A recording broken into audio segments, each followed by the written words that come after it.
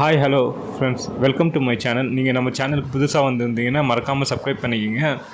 இன்றைக்கி டுடே டாபிக்ஸில் என்ன பேச போகிறோன்னா, விஜய் சாரோட திருச்சி பிரச்சாரம் பண்ணுறாரு பார்த்தீங்களா, அதை பற்றி தான் நம்ம டீட்டெயிலாக எக்ஸ்பிளைன் பண்ண போகிறோம் இந்த வீடியோவில்.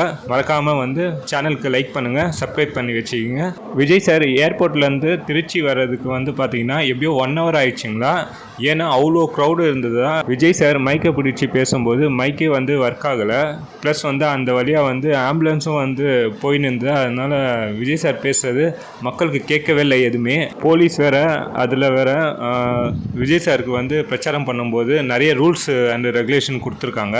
என்னென்ன 30 நிமிஷத்துக்கு மேலே பிரச்சாரம் பண்ணக்கூடாதுன்னு அலர்ட் பண்ணியிருந்தாங்க.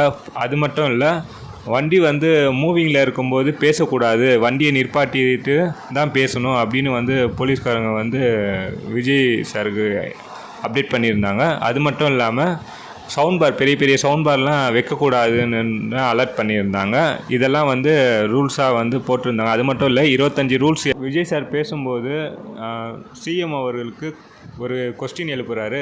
நீங்கள் லாஸ்ட் எலெக்ஷனில் சொன்ன வாக்குறுதியெலாம் நிறைவேற்றிட்டீங்களா அப்படின்னு கொஸ்டின் கேட்குறாரு விஜய் சார். அது என்னென்னு பார்த்தீங்கன்னா, ஒரு லிஸ்ட் அவுட்டே விஜய் சார் வச்சுருக்காரு. அதில் ஃபஸ்ட்டு பார்த்தீங்கன்னா, டீசல் மற்றும் பெட்ரோல் விலை குறைப்பீங்கன்னு சொல்லியிருந்தீங்க லாஸ்ட் எலெக்ஷனில், அந்த வாக்குறுதி கொடுத்துருந்தீங்க. அதை நிறைவேற்றலை அப்படின்னு.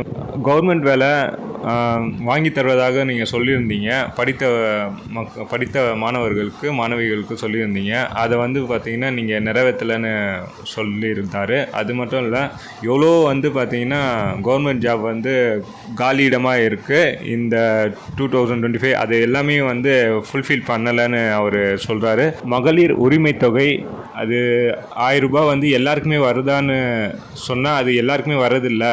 அது சில பேருக்கு தான் வருது, நிறைய பேருக்கு வரதில்லை அப்படின்னு விஜய் சார் அவர்கள் சிஎம் அவர்களுக்கு கேள்வி. மக்களாகிய நீங்கள் சொல்லுங்கள், இப்போது வரப்போகிற எலெக்ஷனில் யார் சிஎம்மாக வந்தால் நல்லாயிருக்கும்னு சொல்லி நீங்கள் கமெண்ட் பாக்ஸில் கமெண்ட் பண்ணுங்கள்.